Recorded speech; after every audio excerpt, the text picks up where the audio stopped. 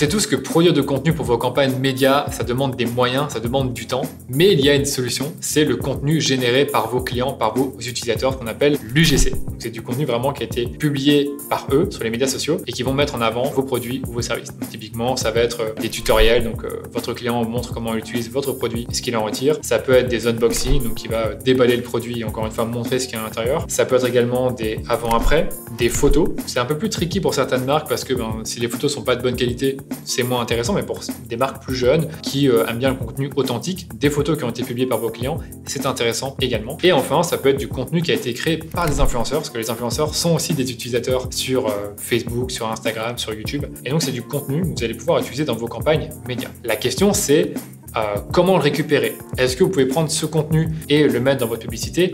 Pas forcément. Vous devez quand même demander l'autorisation à la personne qui l'a créé de pouvoir l'utiliser dans vos campagnes médias. Donc, logiquement, si vous êtes sur Instagram et que un de vos clients vous a tagué avec en faisant une photo ou un unboxing, vous pouvez le recontacter cette personne, lui dire voilà, j'aime bien ce contenu que tu as créé, est-ce qu'on pourrait l'utiliser dans nos campagnes médias? Oui, non. Et si la personne répond oui, vous allez pouvoir l'utiliser. Certaines marques vont même taguer leur utilisateur, mais c'est pas indispensable. Et bien sûr, vous pouvez provoquer l'UGC, vous pouvez demander à vos clients de créer du contenu pour vous. Et c'est ce que font certaines marques qui vont vous inciter à créer du contenu en échange, par exemple, d'un code promo ou d'un produit gratuit ou de quelque chose d'offert en tout cas. Par exemple, la marque Horace le fait quand vous recevez un de leurs colis. Vous avez un petit message qui a été écrit par eux et qui, en dessous, vous dit tiens, si vous voulez taguer vos photos en mettant la marque Horace, ce qui leur permet ensuite de récupérer votre contenu avec votre autorisation et de l'utiliser dans leur campagne média ou même leur communication sur les réseaux sociaux.